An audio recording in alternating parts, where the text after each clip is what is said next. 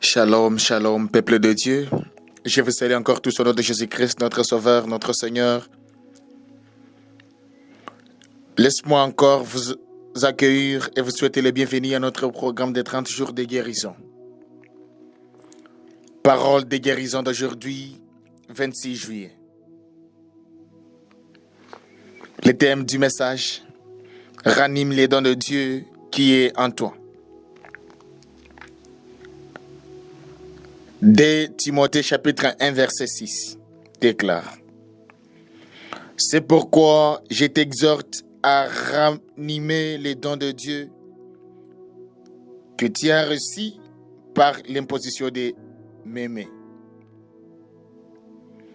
C'est pourquoi je t'exhorte à ranimer les dons de Dieu que tu as reçus par l'imposition de mes mains. Amen.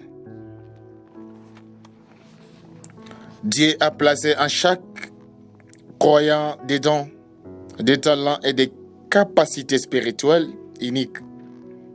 Ces dons ne sont pas destinés à rester inactifs, mais à être développés et utilisés pour sa gloire, pour encourager Timothée à raviver et à fortifier les dons de Dieu qui lui avaient été confiés. De la même manière, Dieu nous appelle à raviver notre foi, renouveler notre engagement et utiliser nos dons avec courage et fidélité. Ne laissez ni la peur, ni le découragement, ni les distractions éteindre ce que Dieu a placé en vous. Aujourd'hui, recherchez la direction de Dieu. Appuyez-vous sur sa force et utilisez fidèlement vos dons pour servir les autres et faire avancer son royaume.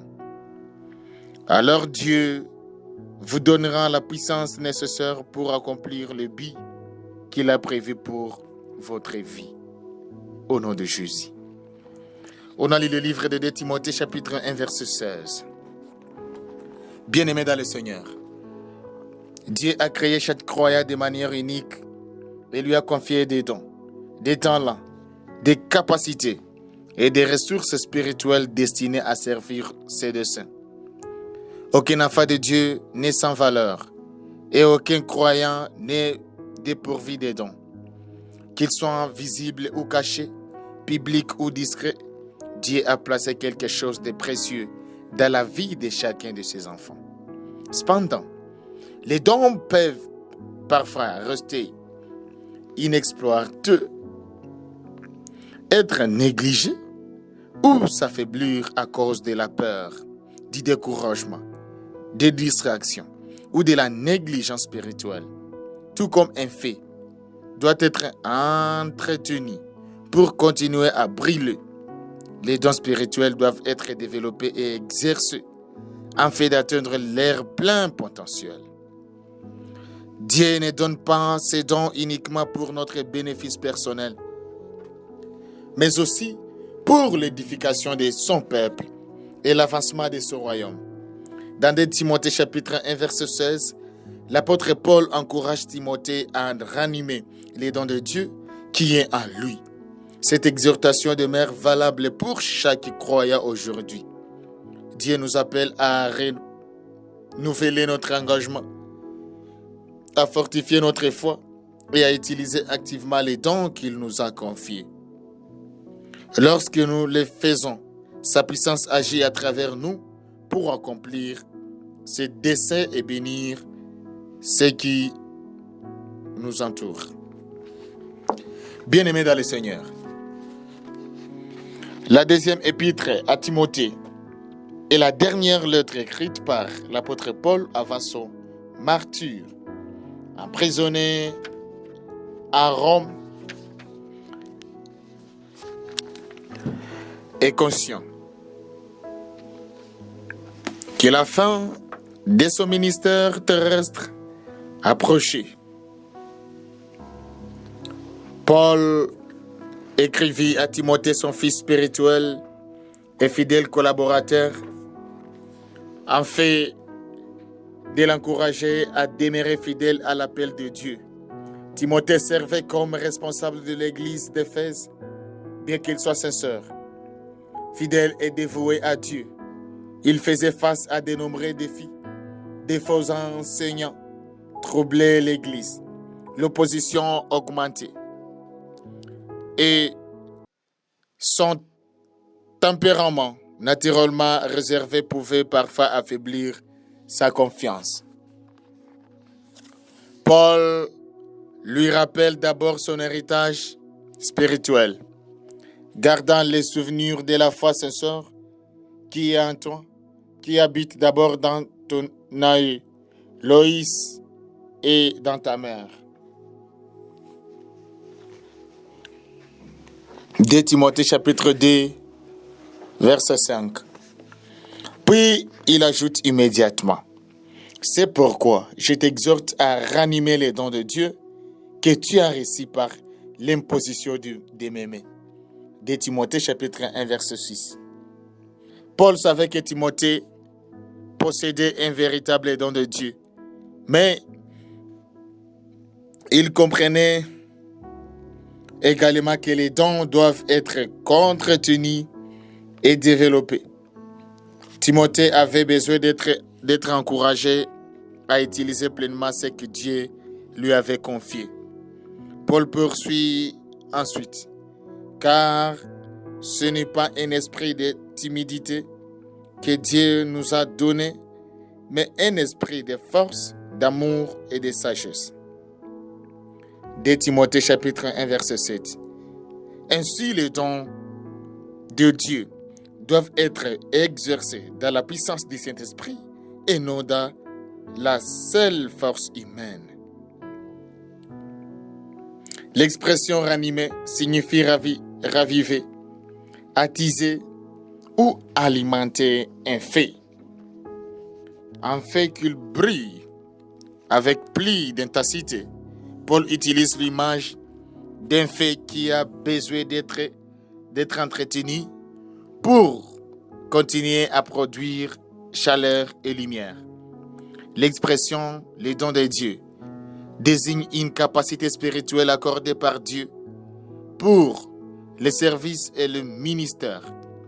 Bien que les dons particuliers de Timothée concernaient probablement l'enseignement et le leadership, les principes s'appliquent à tous les dons que Dieu accorde à ses enfants. Le mot qui est en toi rappelle que Timothée possédait déjà ses dons.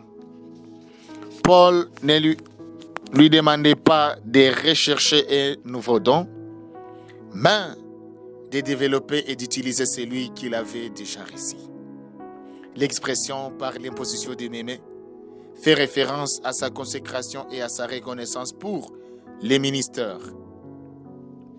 Elle symbolise la confirmation de l'appel de Dieu sur sa vie. Ces versets nous enseignent que même si les dons viennent de Dieu, chaque croyant a la responsabilité de les développer, de les fortifier et de les utiliser fidèlement. Au nom de Jésus. Bien-aimés dans le Seigneur, le message de 2 Timothée chapitre 1 verset 16 demeure extrêmement pertinent aujourd'hui, car de nombreux croyants sous-estiment ou négligent les dons que Dieu a placés en eux. Certains se sentent incapables, d'autres se comparent aux autres et concluent que leurs dons sont insignifiants. D'autres encore laissent la peur, les critiques, les échecs ou les découragements les empêcher au nom de Jésus. Les empêcher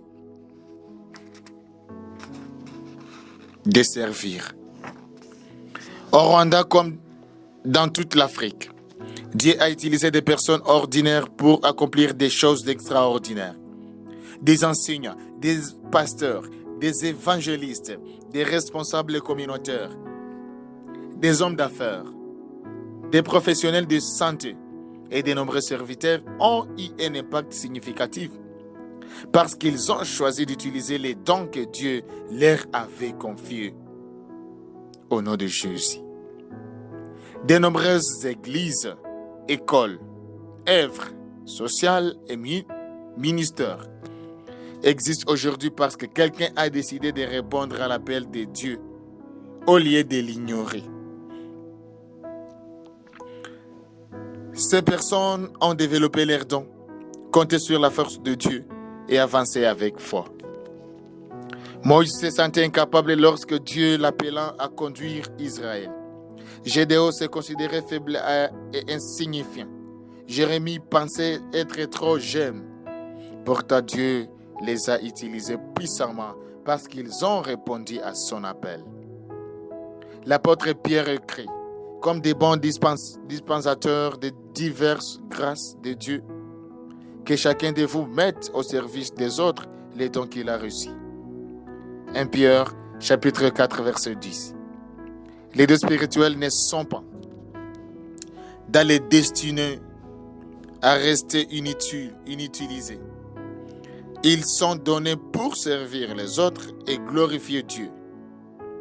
Jésus lui-même, enseignant dans la parabole des talents que Dieu attend de ses serviteurs qu'ils utilisent fidèlement. Ce qui leur a été confié. Ceux qui développent leurs dons portent davantage de fruits et glorifient leur maître. Peut-être que Dieu vous a accordé un don d'enseignement, de leadership, d'encouragement, de générosité, d'hospitalité, de prière, d'évangélisation, de musique, d'administration ou de service.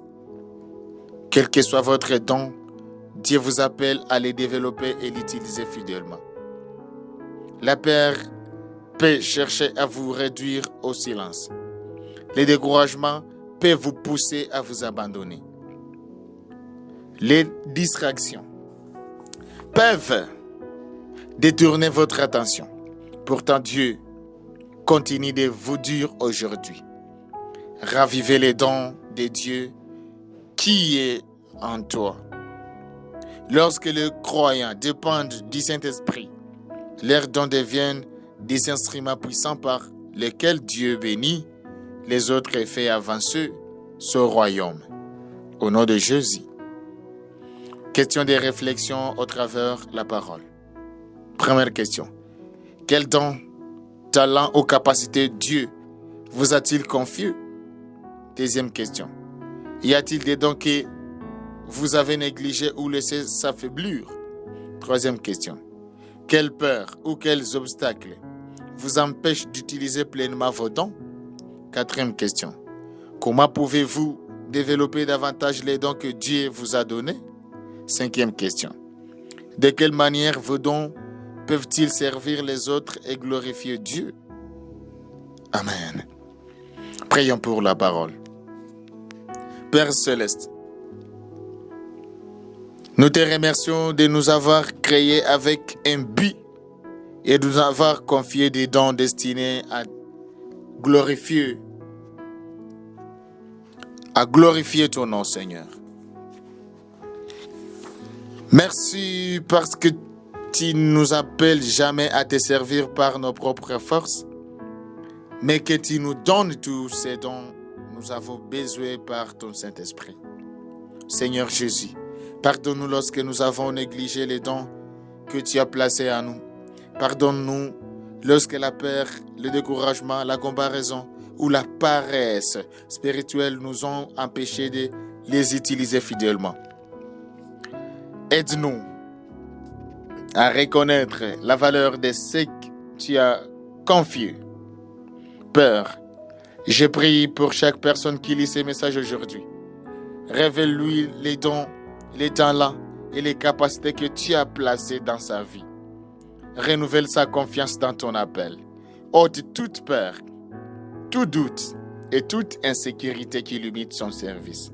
Seigneur, ravive chaque don spirituel qui s'est affaibli à cause du découragement ou de la négligence. Renouvelle la passion pour les ministères, les services de la prière, l'adoration, l'enseignement, le leadership l'évangélisation et toutes les responsabilités que tu as confiées à ton peuple. Saint-Esprit, remplis-nous de force, d'amour et de sagesse. Apprends-nous à dépendre de toi plutôt que de nos propres capacités.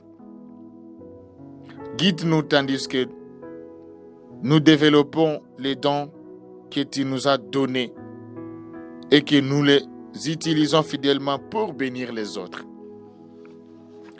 Que nos dons fortifient l'Église, bénissent nos familles, servent nos communautés et glorifient ton nom. Aide-nous à accomplir les buts pour lesquels tu nous as créés et à demeurer fidèles à ton appel jusqu'à la fin de nos jours. Aujourd'hui, nous choisissons de raviver les dons que tu as placés en nous. Nous consacrons nos talents, nos capacités et nos opportunités à ton service. Merci de nous donner la force d'accomplir ta volonté. Au nom puissant de Jésus, nous te prions, Seigneur. Amen.